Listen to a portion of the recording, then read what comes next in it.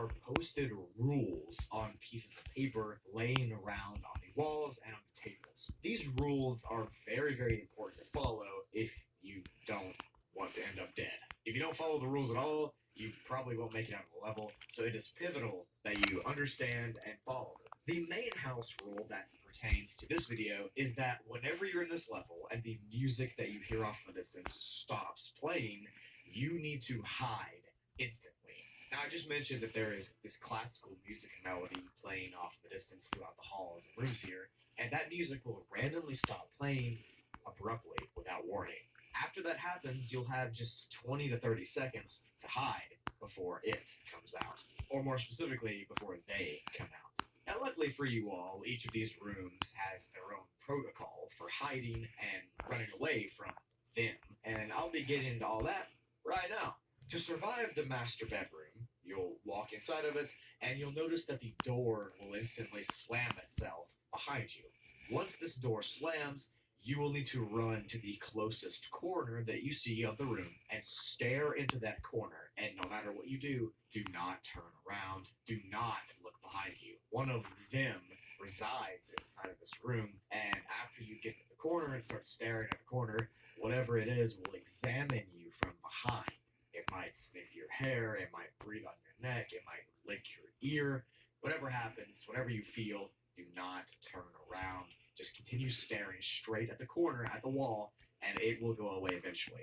After a few minutes of staring and going through whatever it's doing to you, the entity will then retreat back to under the bed, to its lair or wherever it lives under there. Now, once you survive all that, there are some other rules that you're going to want to follow as well for inside of the master bedroom. Do not get on the bed because it, whatever it is, lives underneath it, and it doesn't like when you get on it. Always leave the curtains on inside of this room as well, and leave them open. That way there's light shining in. And do not look at your own reflection in the mirror inside the master bedroom, because whatever is inside the mirror looking back is not you. But once you follow all those rules, and once it retreats under the bed, you can then leave and go back out to explore the level. If you find yourself in any of the spare bedrooms on this level, there are 5 of them, you'll notice how odd they are right off the bat. Most of these spare rooms' furniture is extremely large. It's way bigger than a normal person's furniture would be, which indicates that a large entity or person lives there. It's advised to not enter these spare rooms at all if you can help it, especially if their doors are closed. Never open a spare bedroom's door on this level. It doesn't like it. Of course, it doesn't like it. It doesn't like anything. But if you do walk into a room, you'll notice that its furniture's huge, and you'll notice that it just is very weird. The decorations are pretty normal, but just know that if you do walk in, you need to just slowly back out. The rules for surviving these spare bedrooms and when the music stops here is pretty simple. If you walk into one of the rooms and you see catnip anywhere on the bed, on the table, do not investigate further and just walk away. If the music stops playing while you're in a spare bedroom, you're in the most dangerous part of the level already, so good luck with what's about to come and hurt you. You're in the most dangerous place on the level already, and the music stopping just makes it worse. So good luck. You're going to need it. If you find yourself in the kitchen of this house, do not drink from the sink at all, and that's because liquid pain seems to flow out of its faucet. Do your best not to touch any of the plates here either, because you don't want to drop and break anything at all. If you walk inside the kitchen door, there's a chance that the door will slam behind you. If the door does indeed slam behind you, the level will increase its temperature inside of the kitchen, and it'll begin to heat up and essentially cook you like an oven. If you're inside the kitchen when the music stops playing, the only way you can survive is by climbing on top of the counter, closing your eyes, and not opening them until it passes. You'll know when it passes when all the noises stop, and you'll be able to get off the counter and walk away. If you're in the bathroom on this level, do not drink the sink water either. It's liquid pain. And if the mirror inside the bathroom is cracked, do not touch it. If the music stops playing when you're inside the bathroom, you need to get inside the bathtub and close your eyes and do not move. He will stare at you the entire time that you're in the bathtub, but he will not hurt you, and just don't look at him. You'll be okay. If you're in the living room, or if you find yourself walking into the living room, congratulations, you finally found one of the better areas here. There's a couch you can sit on, and there's books you can read. If blood leaks out of the couch when you sit down, that means you'll probably not survive very long. If you're inside the living room when the music stops playing on this level, you need to sit on the couch, pick up a book, turn to a random page, and start reading whatever it is. No matter what appears behind you, do not turn around, do not look it in its eyes. It doesn't like that at all. Just stare at the book you have in your hands as long as you can, and it'll eventually go away. There's another room called the study here, which is kind of just like an office. And if you walk inside the study or if you're exploring inside of it, just don't touch anything here and don't look at the windows. If you're inside this part when the music stops, go to the desk, fold your arms, and close your eyes. Sit inside the chair with your arms crossed and your eyes closed for as long as you can because they're in here as well. And one will likely begin to investigate you, similarly to the other parts of the level where they investigate you. Your ear might get sniffed, your hair might get stroked, there might be something laughing. Just whatever it is, do not open your eyes at all. They will leave after about 20 minutes. Now, if you thought all those were bad, the last two rooms are even worse. So congratulations for making it this far. The basement and the sunroom are areas that should be avoided in this house at all costs. I mean, you should avoid the level, but specifically the basement and the sunroom. If you get to the basement, it is said that you have no longer than 10 seconds to get out. If you do not get out in those 10 seconds, you'll be trapped for about 30 minutes in this furnished basement, which means you have to survive for 30 minutes. Do not investigate any of the TVs or the couches or any pictures down here. And if for some reason you're in the basement when the music stops playing, hide in the cushions that you see on the couch. Dive between them and dig yourself down. But whatever you do not search for loose change inside of those cushions because you will not be seen again if you do. But after about 20 minutes, it'll leave you and you can get out of the cushions and walk back upstairs and the door will be unlocked. Finally, the sunroom area. Now, this part of the page simply says, do not enter this room, which is easy enough and you should follow that.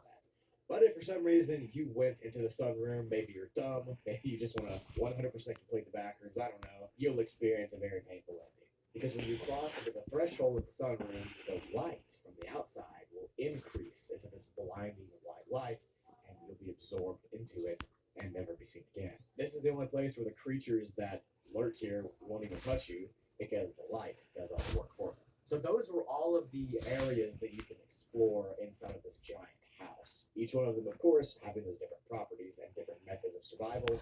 And if you follow all the rules I mentioned, you should be able to make it out of each room. The music that I kept mentioning that's playing is what I said. It's that soft, classical music, kind of playing ambient volume.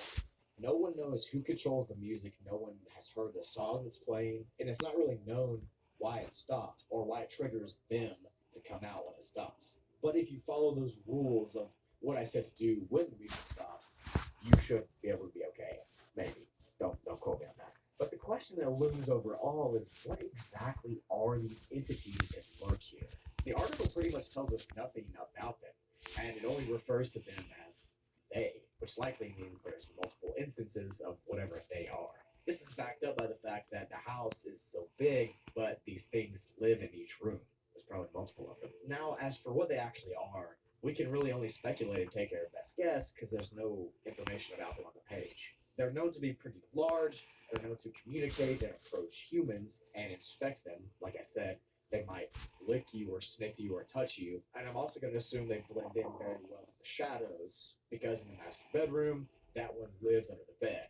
So I'm just going to assume that they are tall, skinny, humanoid type entities that are either made out of shadows or blend into shadows well. They're very sentient because they choose when to attack, and are also extremely terrifying for people that encounter them. Because as I said multiple times, you have to close your eyes and not even look at them.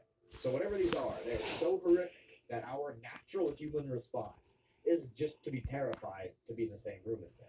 Because you can feel the fear even if your eyes are closed. They are some sort of morbid human shadow that tortures humans for fun. Nice. The last section of the level is titled Nuances, and it simply says, you are being timed, but for how long is not disclosed to you. Following the hiding protocol for any room does not guarantee your safety. And finally, trapping you in the sunroom is the goal, but sometimes they cannot wait or help themselves. So that pretty much tells you that you're screwed if you get sent to this level. Because even the rules and regulations or whatever, the protocols, they might not even help you. To enter this level, you can no-clip through a wall on level 17 to be sent here. And And you can also just get sent here by accident, which is the most dangerous part of it. And if you want to leave, there's actually a pretty big list of exits. All of them seem to be Strange though, in the fact that they mainly happen accidentally. Like you can trip and fall and be sent to level 39, or you can crawl under a cabinet to be sent to level -18. These exits are not guaranteed to work, and it could just trap you even further in the level. But just be sure, whatever you do, if you didn't hear anything else in this video, if you just tune me out, make sure you start hiding and close your eyes when the music starts playing on this level. Since it seems like whatever they are come out when that happens. Paradise 772 is split into 6 distinct layers, 6 different areas. On the page that this level's on, they're referred to as trials. That's what the author calls them. So each of these trials has its own properties, its own effects, its own hazards and all that, and they all lead to the final layer, which is the nullscape, the most deadly part of Paradise 772. That is the out of bounds area. But before we talk about the out of bounds area, I will go over all these 6 distinct layers. Each of them, of course, I'll go over in order. That way it makes more sense to you. And first, I want to read through the opening paragraph of the page. That way you can kind of get the tone that each of the layers was going for and all these trials and what they might mean. Trust me, you're going to want to hear this. Quote, "It is highly likely that Paradise 772 possesses some kind of info-hazardous properties, as I fail to recall certain memories and information regarding the level. In fact, when I was writing this article, certain memories seemed obvious. They were all erased just as I was about to write the information, leaving me empty-headed, mobile on my keyboard, knowing while not knowing what to say, as if some kind of phenomenon has erased or altered my thoughts at the last moment. And this effect seems to grow stronger the deeper I go into my memories of Paradise 772. What's more, when I try to persist, I almost end up hurting myself. There's no point in trying to overcome this effect. It's not worth it. This report was written by myself based on what I remember at the moment. So anything I claim in this article should be taken lightly. Chances are the information you see does not represent reality. In fact, I'm even convinced that certain elements of the article are likely to change as you look away from the screen. You've been warned. As I understand it, Paradise 772 is divided into several layers, which are presented as trials. Passing all of these trials will lead you to the final area, God's residence. End of quote. So yeah, you can kind of get the vibe of this entire wasteland and layers and not paradise level from that little thing I just read. But with all that out of the way, all the introduction and the exposition gone, let's go ahead and get to layer 1, the first one. Remember, the author said not to trust any of this stuff, so keep that in mind and take all this with a grain of salt. Layer 1, solitude. Layer 1 has been given the classification of Class 1 and is safe and secure. Allegedly. Again, don't trust it. And it looks to be an endless flat landscape that expands out in every direction as far as you can see. The only thing in this flat expanse is identical street lights and lamps that emit light spaced out evenly forever. A heavy and oppressive, thick black sky hangs above you. So it's just really, really dark. The darkness is almost something you can feel. It's so dark. But all of this leaves the level in a perpetual nighttime. The land and the ground itself that you're on, this infinite plane, is pitch black. There's nothing to it. It kind of resembles concrete, but it's very, very dark. And like I said, it just goes on forever. The street lamps are the only source of light that you will have when you're exploring this first layer. And even then, you will not be able to see much because the lights don't really emit that much light. Actually, they're kind of stupid, useless. The lights themselves are around 4 meters tall, and like I said, they don't really do much. And since they're that tall, the light barely reaches the ground. Thank you so much. I really thank you for helping me out here. On this layer, though, rarely, you might encounter an entity that is very weird and kind of unique to this specific layer. Off in the distance, you might see a shadowy humanoid figure standing at the base of the lamp or in the middle of the black expanse of ground beneath you. These entities have no features, and they're kind of just the general shape of a shadow and a human put together. And they have not done anything hostile yet, but they look really weird, and they might mess up your mind if you let it. So that's it for this first layer. It's just an infinite expanse of darkness with small street lamps. This is just the beginning. It's already weird, but it is going to get worse. I promise. Next, of course, is layer 2, which is named Eternal, which is Latin for infinity or forever. This layer has been given a class 4 difficulty, which is Big jump from the first layer. First one was class 1, this is class 4, but this has been given a class 4 for being unsafe and unsecure. The layer takes the appearance of a brightly colored grassy field resembling the countryside of Western Europe. There are 2 old buildings that are made of bricks and wood in this field, and that's literally it. That's all you can see. When you enter this layer, you'll notice one thing right off the bat though, and this is the thing that makes it strange. Where a sun or a light emitting thing should be, in its place is a large glowing countdown clock. So there's no sun, just numbers where a sun should be, and there are 4 big red digits where that sun should be. The countdown has been shown to be a cycle, and it causes this layer to be split into several different phases, phases 1 through 4 specifically, each of which is more dangerous than the last. And each of these phases sees this layer get more decayed, more crumbling, darker, and more unstable the further you get into phases. So phase 1 is pretty normal for a few minutes, and then phase 2 will happen in 3 and 4. Each of them, the layer will get darker and more corrupted. Eventually in phase 4, the field will be very dark, and the grass and the houses will just be outlines, and it'll kind of be stripped from all textures. And at this phase, you'll eventually begin to pass out and kind of slowly faint away once you see what's happening. This fainting is the only way to get to the next layer, so if you want to do that, you gotta deal with it. Alright, layer 3 has been named Grief. This has been given a class 0 difficulty. Again, I wouldn't believe that if I were you. I'm probably not telling the truth. And this specific sublayer takes the appearance of a vast, expanding ocean that's green, with a small island with a lighthouse on it. When you get sent to this sublayer, you will spawn on this lighthouse island, looking out to the green sea beyond. This green glow that the ocean gives off is contrasted by a very dark and very impressive sky and horizon. The entire level sort of feels like a sensory deprivation chamber. There's no real noise. The water here has a weird chemical makeup, and it's said to taste salty, but not like an ocean salt. Instead, it tastes more like tears. While you sit here on this small island with your little lighthouse and stuff in the middle of this ocean, you'll be able to hear faint whispers echoing from beneath the water and beyond the expanse in front of you. Do not follow the whispers into the sea. In order to get to the next layer, you have to jump in and swim straight down as far as you can, but do not follow or swim towards the whispers at all. And if you do all that and you swim down, you will eventually wake up in level 4, Despair. This layer... Don't let congestion take over. Wow. After Notress, ridiculously fast means of congestion relief. You asked for Reese's Oreo cups, so all this tastiness was all you. This is the easiest stuff for the favorite parts. Welcome back. Who else is gonna get this place through the 4th of July? I could use a second set of eggs. And so it begins.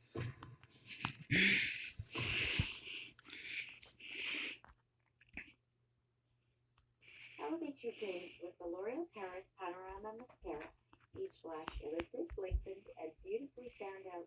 The rich long-wear formula delivers luxurious volume without clumps, flakes, or smudges for up to 24 hours of wear. Thanks L'Oreal Paris for partnering with me on this video. At Sierra, Steve discovered the best gifts at amazing prices for his whole family, which led to another discovery.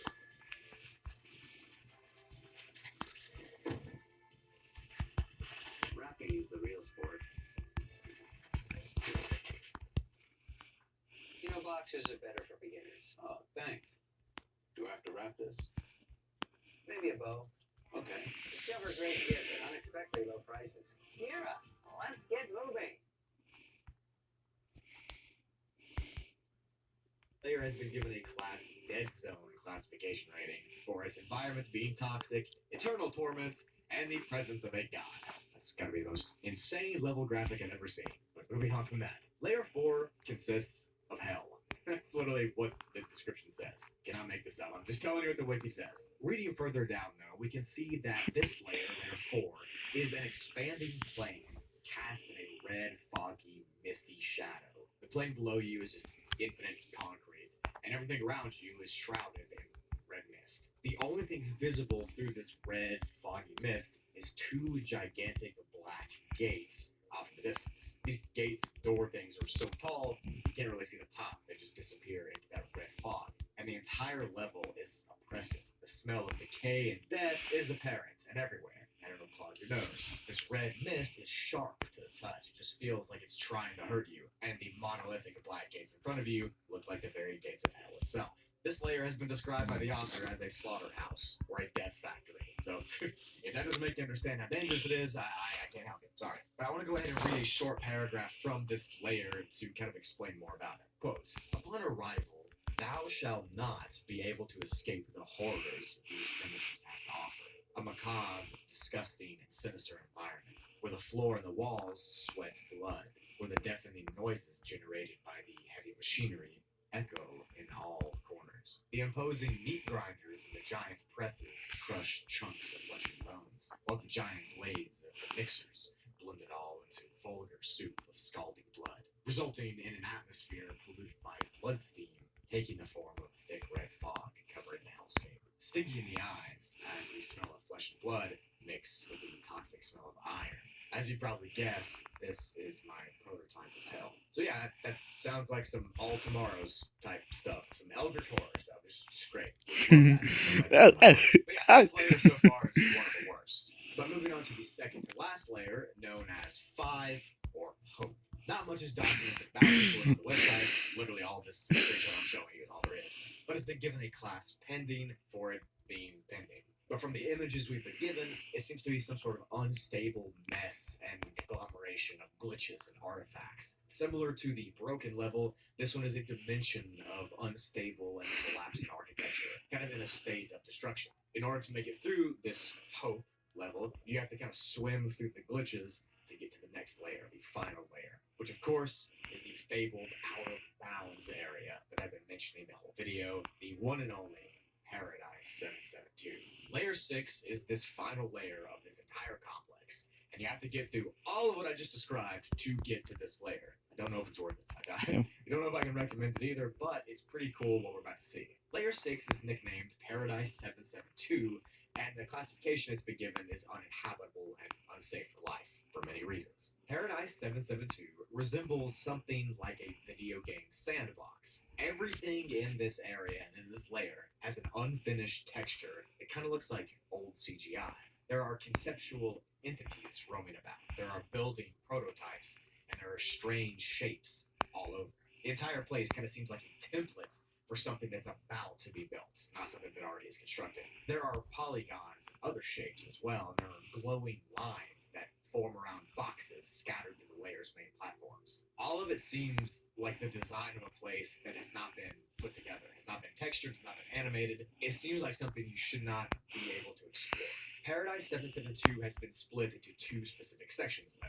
The residential area and the town place. And the residential area looks like a giant unfinished penthouse with asymmetrical shapes and layouts and polygons. There's no furniture or anything like that to speak of, no decorations, nothing. Just black walls and basic shapes and outlines. And it all looks unfinished and untextured. And because it's that way, the physical geometry of Paradise 772 is so glitchy, it's so unstable, you really can barely exist here. This level treats your body sort of like someone crushing a tin can repeatedly over and over again. It's like you're not supposed to be here, and it knows it. There are boxes and pillars and eyes and strange shapes all over these unfinished textures, and it's said that if you interact with any of it, if you touch it, if you go through it, then your head will be unfolded and you will be turned into simple matter, which is just nice. That's all I can say. Nice. The second area of this wonderful Paradise 772 is called the Town Place, and this area resembles an ancient Grecian town with its architecture. There are temples and statues and all of that. Again, all of which are outlines and textureless. Everything can be explored, but nothing can be touched, like I said, unless you want to be unfolded and broken down to bits of matter. The rest of the expanse of this paradise takes the appearance of a geometrical grid that this entire place is sitting on. So beyond the town, beyond the residential area, there are mountain ranges and polygons, and hills and valleys of shapes and matter. All these other landscapes are basic lines, basic shapes, and it seems like you're exploring something that is in the middle of being created. Perhaps most strangely, though, is an area known as the West Platform. This area is a maze of structures that you might run into off in the expanses of Paradise 772 that looks very, very eerily similar to Level 0. Except here, there are no textures, there are no buzzing lights, there's no carpet, there's no anything like that. There is just outlines of walls and ceilings and lights that look like level 0. This area is the out of bounds area. The area that you get to by glitching out of level 0 incorrectly. You're kind of seeing what's behind the curtain, you know what I'm saying? But the entirety of Paradise 772 is so uncanny and unnatural for your human 3D body to be in. Since the entire Paradise is made of shapes and geometry, your body here is kind of like Play-Doh, being constantly molded and morphed into different shapes and geometries. Which means that getting trapped here would mean you're constantly being unfolded and refolded into different shapes and sizes and everything. Which is exactly why at the beginning of this video I said that getting trapped here in Paradise 772, here in the nullscape, the out of bounds, is the worst thing that could probably happen to you as a wanderer through the backrooms. I mean, I don't see what could be worse than that, but if you know, let me know in the comments. I'd be glad to hear. There's this infinity of shapes of light, and surrounding this entire paradise, this darkness, this void that you can't explore. Truly, coming to the out of bounds, the nullscape, is the worst mistake you can make in the backrooms. There is no exit, there is no light, there is nothing but unfolding matter, and the out of bounds between untextured places that I've discussed. Some people say that this paradise is an escape to reality, and that unfolding and refolding yourself in your own geometry is the only way you can glitch out of the backrooms. But who knows? Some people also say that this is just a trap level, and that those rumors of the exit are fake. But now that you've heard all there is to hear about Paradise 772, now you know to never venture outside of the bounds of the backrooms. Level 306, or Auto Run, is the 307th level inside of the backrooms. The Expanse takes the visual appearance of an infinite series of airport hallways, walkways, escalators, and moving paths. And all of that is inside this dark, oppressive atmosphere. The hallways are full of very strange, very enigmatic layouts and geometry, as well as harmful creatures that lurk around inside of that darkness. Now, I'm sure most of you that are watching this have been inside of an airport in real life, so you've seen the moving walkways, the treadmill type things, as well as the escalators that are inside of them. But if you have not been inside one for some reason, there's these walkways on the floor that can essentially help you speed walk down the hallways to get to your plane faster. They're like treadmills that go in one direction, forward or backwards, and you can pretty much walk 3 or 4 times as fast on top of them than you could on a regular floor. And that style of walkway is what makes up the majority of the walkways in this level. And that will be important in a few minutes. Now let me get to the cool part of the level. The entire layout, the entire design of this place is notably confusing. It's very disorienting, doesn't make much sense to anyone who comes here. And because of this, psychological distress is a very common thing among explorers. So make sure if you do come here, if you explore it, don't let that get to you. The hallways of the level stretch out pretty widely, and each panel underneath your feet and on the floor is made up of 4 to 6 of those moving walkways that I just talked about, going at varying speeds and varying directions. The hallways wrap and they turn in opposite ways, and they go up, they go down, and it all makes for this giant, machinery confusing layout. You won't really know the direction the floor moves in until you step on the floor and it moves with you. So be careful with that as well. And on top of the moving floors, there are also escalators that go up and down that can take you to different floors of this complex. The place is very large, very confusing, so there's a ton of these escalators. They connect seamlessly as well to those moving walkways, so you could be going straight on a moving walkway and then go down on an escalator. Just make sure you don't trip and fall, or you might be eaten or something. Scattered around this level's hallways and moving floors are these small connector areas that are made of tiled concrete. These places seem to be like the physical parts of the level that hold it together, kind of like the cornerstones. But more importantly, they work as a kind of rest spot for people that are running through the level. Because like I said, most of the floors are moving. It's nice that these areas don't move. You kind of relax here for a second. The temperature and the ambience inside of the airport is very unique. It's actually really cold, and it hovers around 50 degrees Fahrenheit, or 10 degrees Celsius. And since most of the surfaces here are metal and industrial, it makes everything really, really cold to the touch. It's also very dark, very grainy, very oppressive inside. And that means you can't really see far ahead of you, as the lights in the ceiling either do not work, or if they do, they barely shine, and they don't really help you, which leaves some of the level in complete darkness. While walking around this place, you'll hear soft mechanical humming and whirring of the conveyor belt floors and the escalators. You'll hear the calm hum of the lights, if you see any. And you might also hear random announcements come over the PA system inside of the airport that you're in, And these announcements typically have unintelligible words and phrases being said, don't make any sense. But whatever you do, do not listen to those voices on the PA system. Oftentimes, as well, while you're walking around, you'll hear distorted gurgling and voices from underneath and around you anywhere in the level. But navigate at your own risk. It's assumed these are entities, but we are just guessing. The moving floors of the level are also not consistent. There's not just one that goes straight and one that goes behind you. They change constantly. They change speeds, they change directions at random, arbitrary times, and no pattern has been identified. So be careful when you're walking around so you don't lose your balance, so you don't lose your way, because you have no idea what is lurking inside the darkness around you. And speaking of things lurking inside the darkness, let's get to the entity section. Hounds and smilers and skin stealers and moths and dullers and partygoers are the most common entities that you'll probably see in this level. They often roam around these very dark expanses in very small, tight-knit groups, which means surviving an encounter with them is very low. You're probably not going to. These entities, just like the wanderers who come here, are subject to the moving floors. The level does affect the entities, so they can try to chase after you, but the floors could push them back. Or they could be running towards you and the floors are helping them by going faster. I guess it really just depends on your luck, to be honest, but it is important to note that the level's effects do affect the entities as well as yourself. The announcements that I mentioned earlier seem to make the entities very angry, or like rile them up in a way. So because of this, make sure you stay away from areas where the speakers are the loudest. Don't go near them. Non-hostile entities can also be encountered in this level. Things like bloodcats have been seen and documented. And in order to survive this level and all its floors and all its loops and escalators and all that stuff, you need to make sure that you watch your step. That's the most important piece of advice I can give you. Watch your step and avoid walkways that move backwards. Make sure you stay away from the voices on the PA system. Make as little noise as possible. That way you don't attract the rest of the creatures here. And do not try to break the glass on the walls of the level to get outside.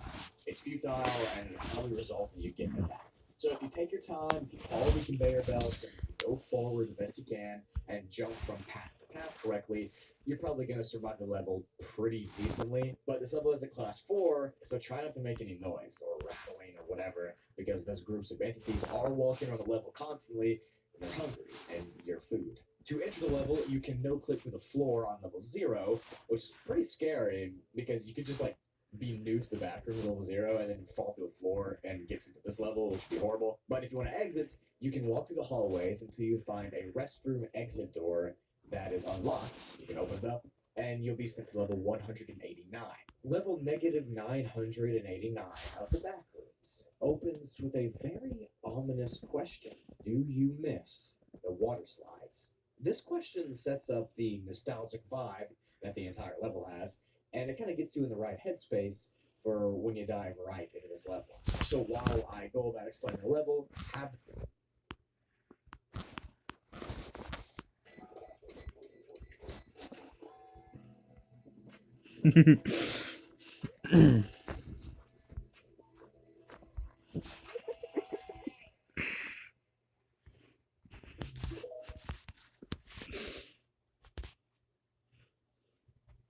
Well, they've had emails from kids stuck pick up last minute before a holiday party for a fresh set of nails without having to go to the salon. From a timeless red French tip to a festive, cozy design, there's so many cute styles to choose from. Shop our wide selection of merry and bright holiday nails at Target.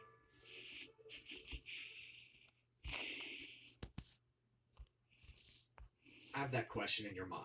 Do you miss the water slides? The level has been given a survival difficulty of class integral because of some mental and physical hazards, as well as a single entity that lives in the level. The Sunken Land is a humongous indoor water park complex with a few other features that I'll get into later. Except this indoor water park is not a wholesome one from real life. It's not just got wave pools and cool slides. No, this place has the vibe of the bottom of the ocean, giving the level an atmosphere of being very far away from life, very lonely, and overall very isolating. The level itself is split into a ton of different parts and places of interests, and I'll be going over every single one of them in order in this video, of course. But the main ones are the park itself, the bridge, and the peak. But before I dive into all those specific places, I want to go over the basics of the level.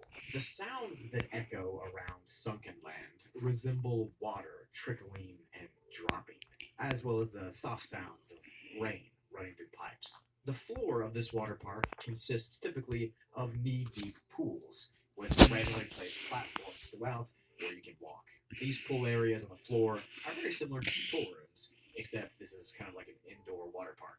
Fake rock formations are also placed around the level that kind of add to that bottom of the ocean ambience. The level page describes that part as artificial rock formations inside the well, resembling tall ravines or small hills. The layout of the level is organic, shaped by concrete walls, bridges, and water slides. It's pretty random, but never non-Euclidean.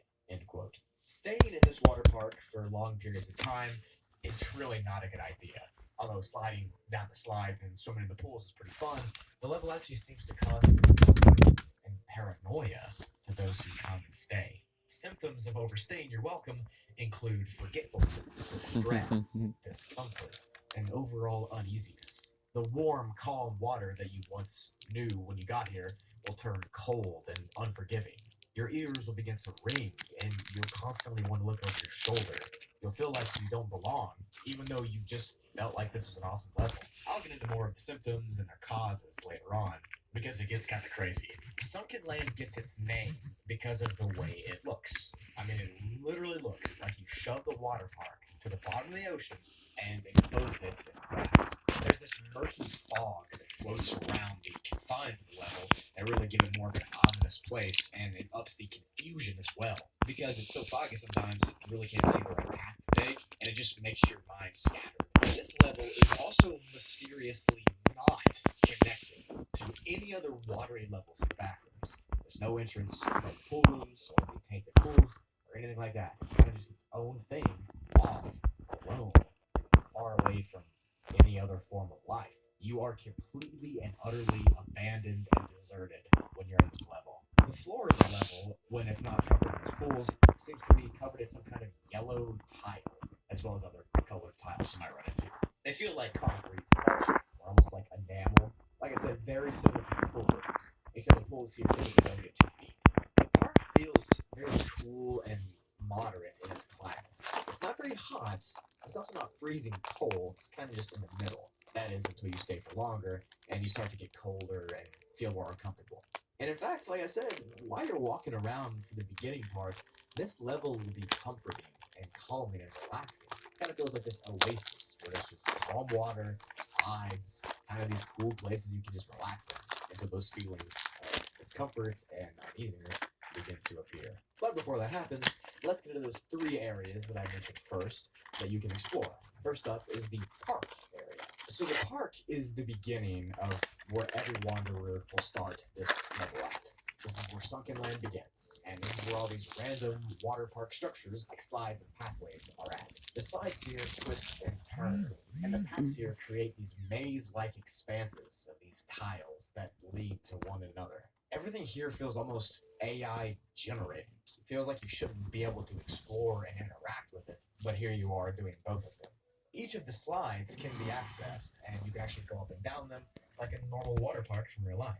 This is kind of the safest area in the entire level, and this is likely where you want to stay for the longest duration of your time here. This is the place that's inside, it's kind of safe for whoever's outside, and it's just a good place to hide from the entity that lives here. I'll get into that in a second, but essentially the entity is kind of attracted by sounds, and since there's so much crashing water and running water here, in the lazy rivers, and the entity can't sit. Next area is the bridge. Now the bridge kind of is a central point, almost a hub, if you will. The level page describes the bridge as follows: having multiple brightly painted bridges stretching to different places. The bridges float, they don't have any supports, and most of the time they act as water slides. They twist and turn, just like the water slides in the level. And even some of them have running water, making it difficult to travel on them. End quote. These bridges pretty much connect you to the different water park areas and the different lazy rivers and pathways. The next area is the peak. Now, the peak is mainly used as the exit from this water park. It's definitely the safest way to escape, which again I will explain later. I know I keep saying that, but I actually will. And it consists of this